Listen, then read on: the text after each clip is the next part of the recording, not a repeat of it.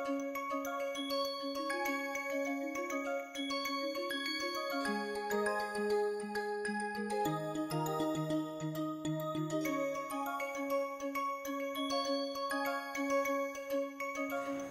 just as a warm up, what we did discuss in the last week's lectures, the confinement was onto the character table, and I said that we will use this Mulliken notation, Mulliken symbols to write down the irreps. By now it should be clear what I mean by irrep.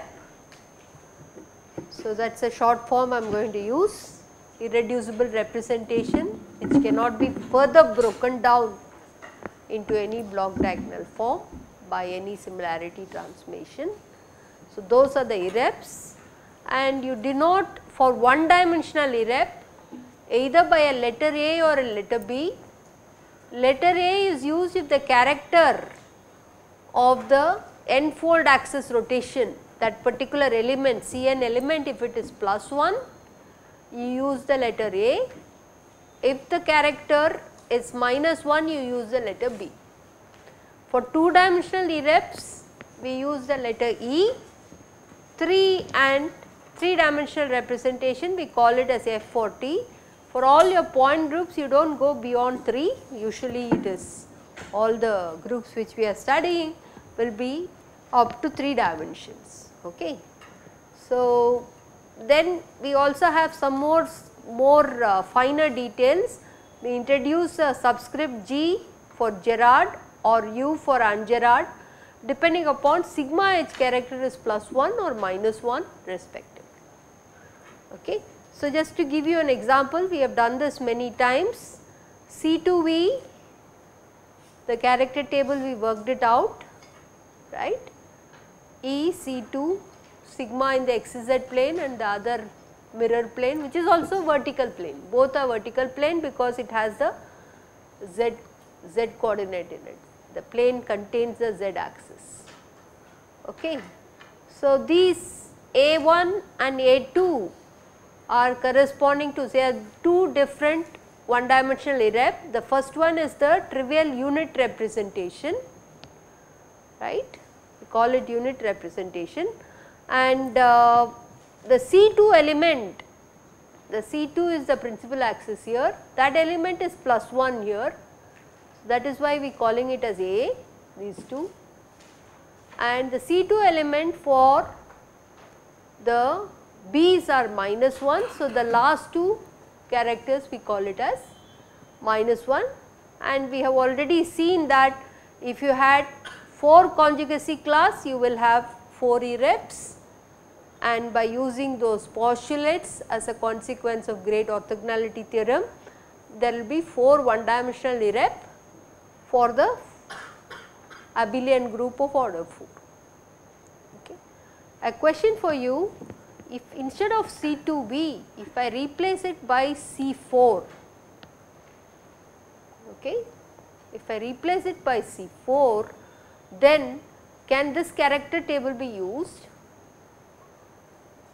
or can we have another character table? Okay, think about it, and Thursday we can discuss this. So, is C4 and C2V character table, are they same or there is something which you need to work on? Okay. There is a slight difference, right. C4 has C4 times C4 squared is C4 cubed, there is some subtlety is there. So, you need to worry about that subtlety and see whether the character table, you can also look up the literature and see how the C4 table is written. Okay. C2H is again principal axis is twofold, and then you have a mirror which is in the xy plane. Okay. So, if you take that, then you see that the E C2 sigma h and I, if you look at the sigma h eigenvalue, the sigma h eigenvalue is plus here. So, that is why the subscript G is written. If it is minus, then you write it as ungerard. and this A and B nomenclature is with respect to the principal axis. If these two are plus, then it is A and the subscript depends on the sigma h value. So, it is G for this and U for this, and similarly this one is B, both of them are B because the C2 is -1. Are you all with me? Are you all able to see? And if you look at the sigma h eigenvalue, you call that as G or call that as U. Okay. So, this is the nomenclature. And I will come back to this basis. We have already seen that the z axis, rotation about z axis does not alter any of these elements. So, the unit representation, the basis is z axis. Okay. So, when it comes here, there will be some subtleties, because when you do z axis, what happens? Sigma h will take, it is in the xy plane, so it takes z to minus z. So, your trivial representation or unit representation cannot have z axis as the basis. So, it should be a vector in the xy plane, right, cross product of a vector in the xy plane having components x and y. That is what we call it as a axial vector. You all know what is an axial vector? A general vector, when you do an inversion, okay. If you took a vector, when you do an inversion, what happens? It becomes minus the same vector, right. So, this is what will happen for polar vectors. Okay. Axial vectors under inversion will remain as axial vector, does not change sign, sometimes called a pseudo vector or axial vector, both are means the same. You know what is the example? Simple example is your angular momentum r cross p, cross product of two polar vectors will behave like a axial vector, right. So, this is an axial vector.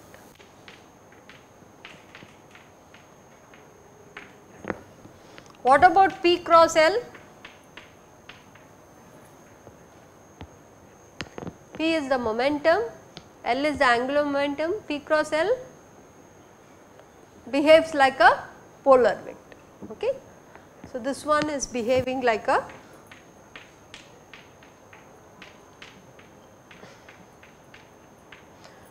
this is a usual conventional cross product which you know in your 3 dimensions. So, in this case, when you see the unit representation or the trivial representation in the slide, okay. So, this slide shows that sigma h eigenvalue is +1, right, all the eigenvalues have to be +1. Which basis will have all the eigenvalues of +1? If you want to look at it, you will be able to show that it should be an axial vector. Only the z component of the axial vector, roughly you can see that Lz if you had taken, x will change, and under C2 x px, right, let us write it, Lz is x py minus y px, right. If you do a sigma h operation on this,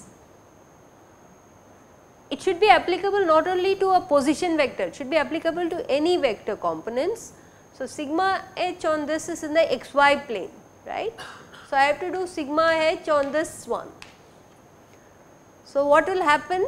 X and y components do not change.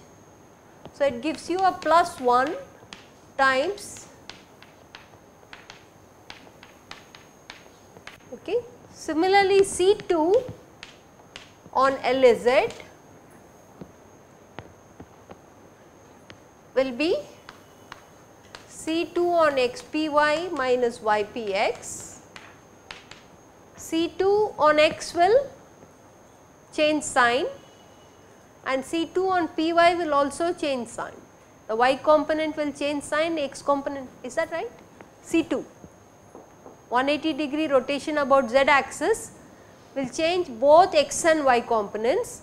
So, it is minus into minus, which is plus. So, that is why it is going to be plus 1 times XPY minus YPX.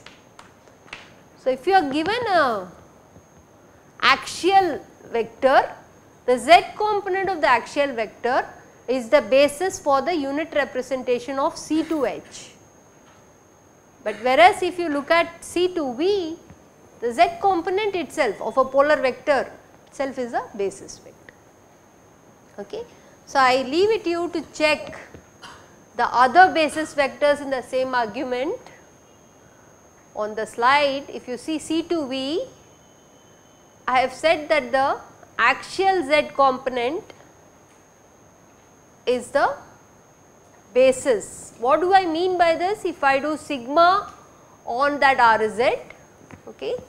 So, I need to show that if you had RZ, so this is for C2V, this I did it for C2H. If I take C2, C2 of course you have argued here, what did we get? It is plus 1, right?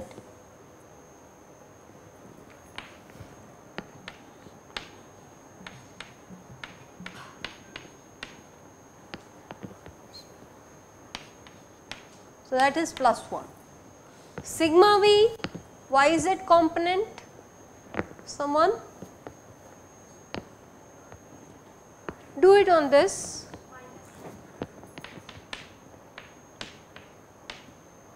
And sigma V XZ component, and what else we left? Identity anyway we know. So, if you see here the character table, the RZ basis is the right basis because it will be an eigenvalue equation of every group element acting on RZ, because one dimension it is also trivially an eigenvalue equation. So, every group element, the character in the A2 representation for every group element on RZ turns out to be, so I should say here the group element.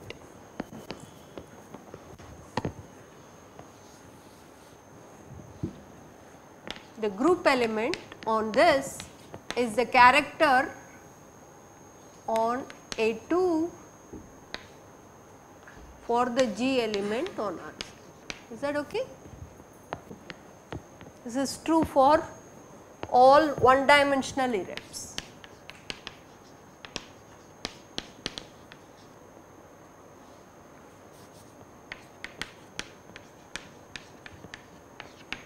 Okay. So, I did this for A2, you can try and do this for B1 and B2, check it out.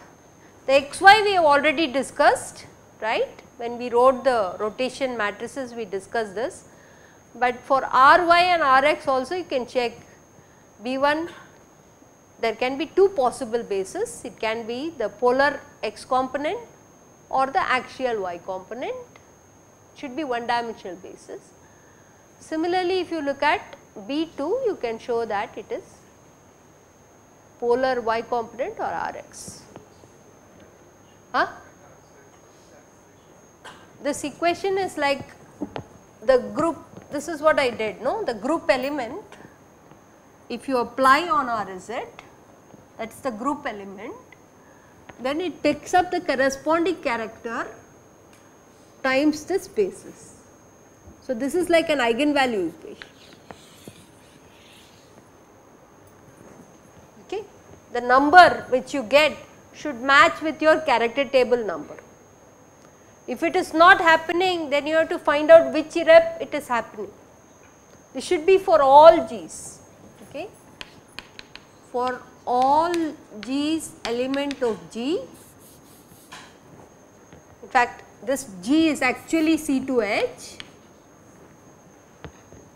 C2H or C2V, sorry, C2V.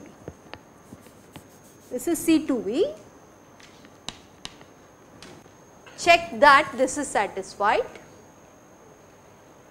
okay. Then you know that Rz is the basis vector for the irreducible representation, okay. So, let me write that also clearly.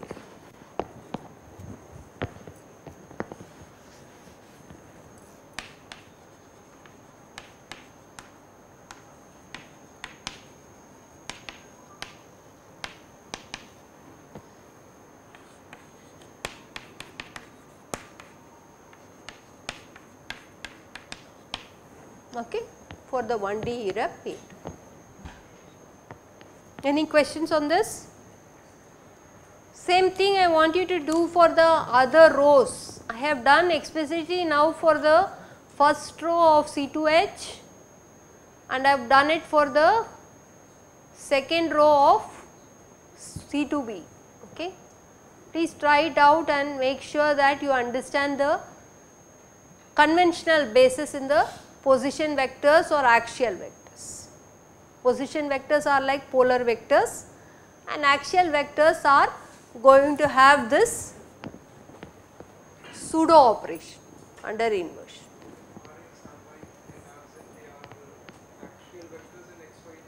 That is right, correct, okay. That is the notation I am going to follow.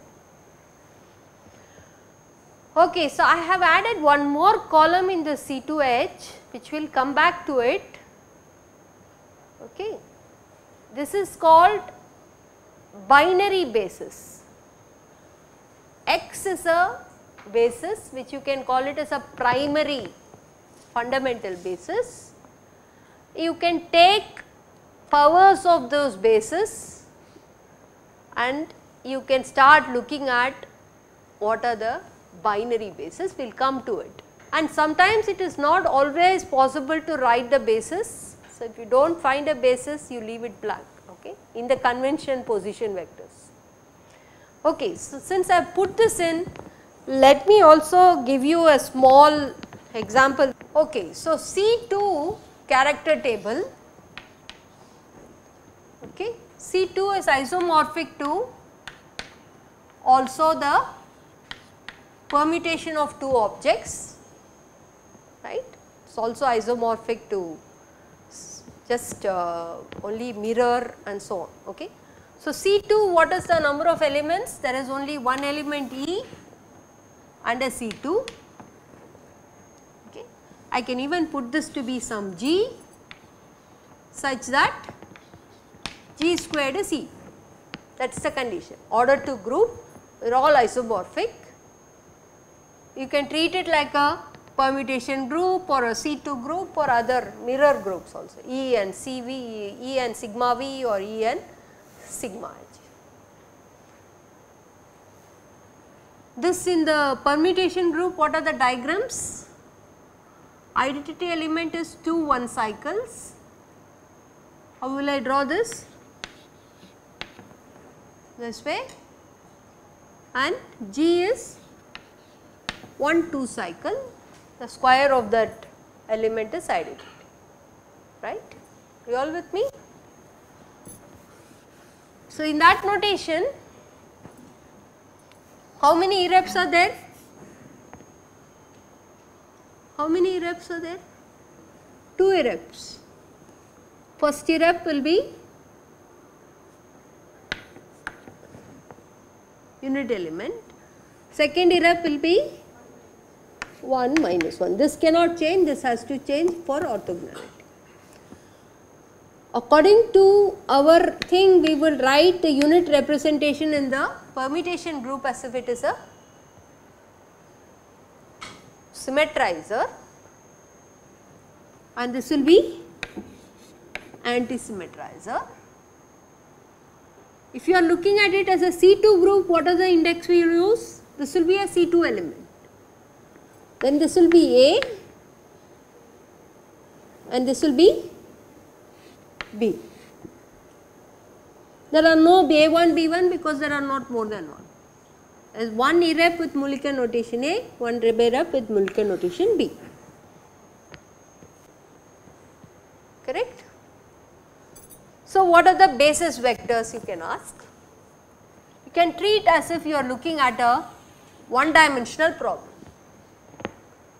Let us take our simple harmonic oscillator, 1D harmonic oscillator.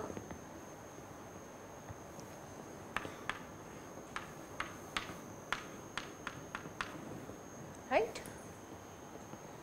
What is the symmetry of this?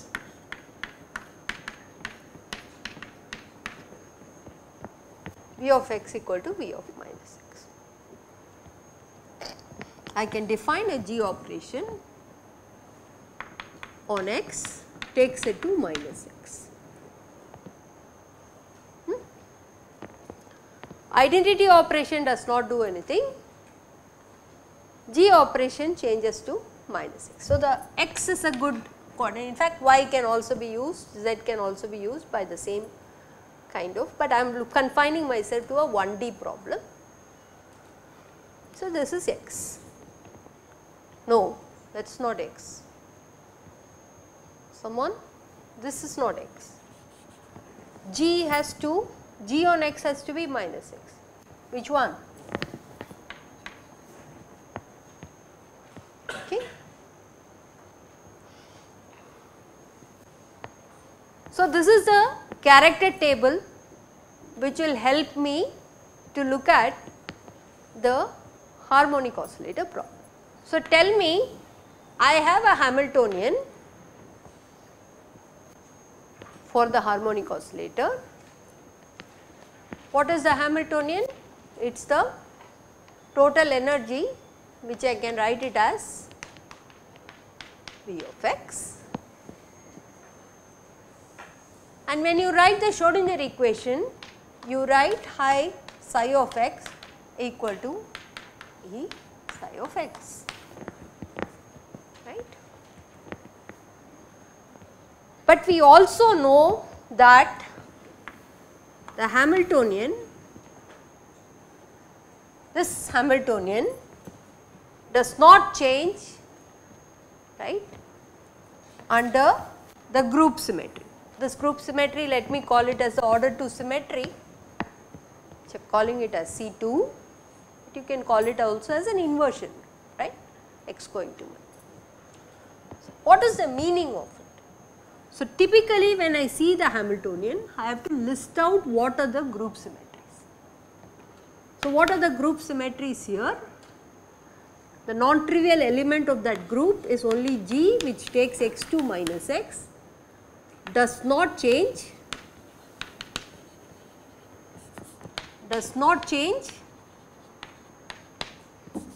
Hamiltonian. You all agree? Because of this symmetric potential. If you had some asymmetric potential, that condition will not be true. Clear? So, if I do H G on psi of x,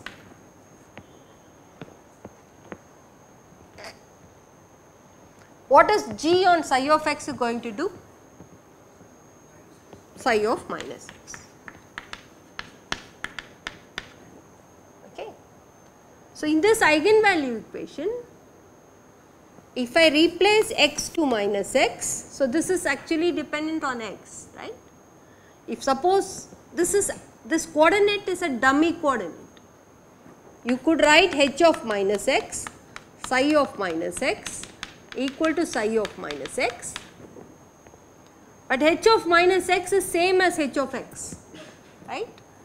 H of x is same as h of minus x. You all agree?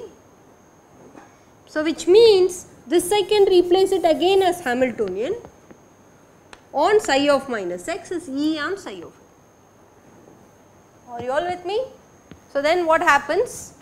H on psi of minus x is again E of psi of minus x. Clear? So, what have I shown?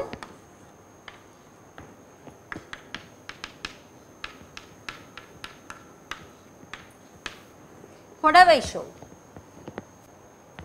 This is an eigenvalue equation.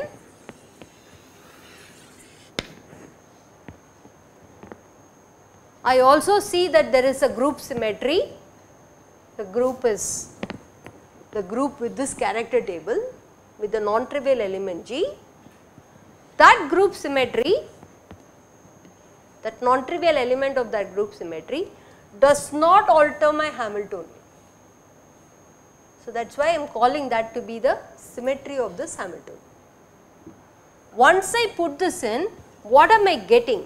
I am showing that psi of x and g psi of x have same energy.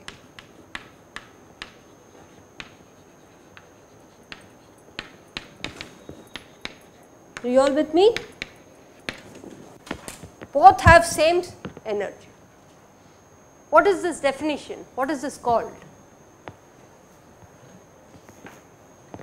It will be degenerate if psi of x cannot be written as constant multiple of g of psi of x, otherwise it will be non-degenerate, right. And g of sin psi of x, I am going to write it as psi of minus x. Allowed? So, psi of x and psi of minus x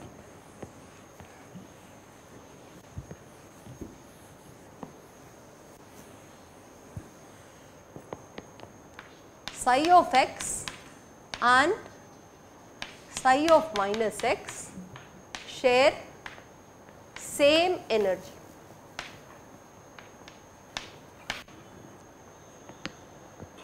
Okay. What is the next step? You know from harmonic oscillator solving, have you seen degenerate energy eigenvalues in the 1D harmonic oscillator? You know why? Because of the same group symmetry which you mechanically use, right. Equivalently, look at this character table. The character table tells you that your wave functions which you write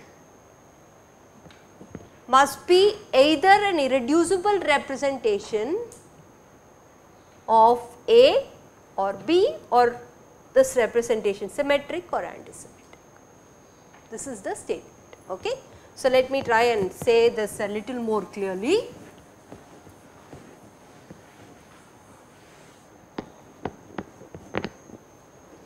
So, psi of x, there exists a projector, a symmetrizer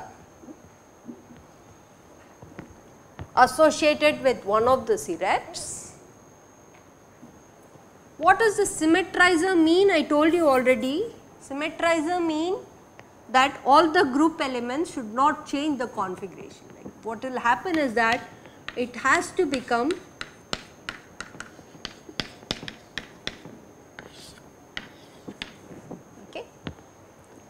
the projector will project my wave function, any arbitrary wave function, into a symmetric combination. By this what I mean is, if I do a group operation on that projected state, G on psi of x, right, projected state is psi of x plus psi of minus x. So, G on psi of x plus psi of minus x will turn out to be same. You will remain in the same space irrespective of the group operation.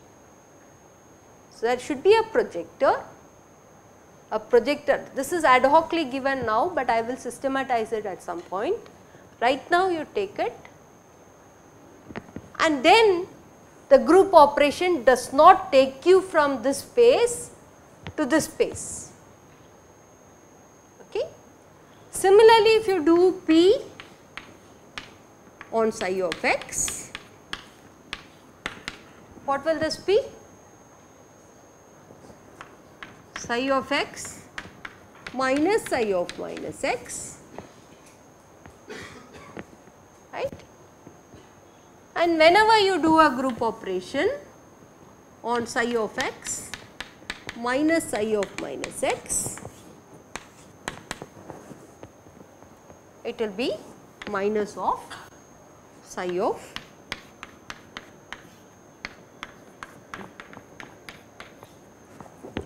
okay. So, look at this relation, the G. G gives you a +1 eigenvalue here and G gives you a -1 eigenvalue here, and let us go and look at this character table. The G gives me a +1 eigenvalue means this is a good candidate. Okay, because G operating on this is +1 times this. If you look at -1, if you want to get, it is psi of x minus psi of minus x. So, all your harmonic oscillator wave functions should either belong to this irrep or this irrep. It can't be dangling, because the group symmetry of the harmonic oscillator is respected by this order 2 group. Okay. It has to be necessarily, what is this wave function property? It is even function, it is odd function. This is what you see in your harmonic oscillator. Harmonic oscillator, without doing a calculation, just purely from group symmetry, I can say that the wave functions have to be either symmetric wave function or antisymmetric wave function. It cannot be both. It cannot be a function without any symmetry. It's purely from this group symmetry value. Okay. How we get these projectors I will explain, but as of now, once you get into this thing, you can see clearly that G, if you write a function and this has to be psi of minus x, okay, it has to be proportional to it, I should say. Okay, so it should be some, I should put here, it is not exactly equal to, I should say some C, eigenvalue C. Okay, this breaks it into either the wave function should be symmetric or antisymmetric, and it will be only a non-degenerate wave function. Once I put this in, you can show that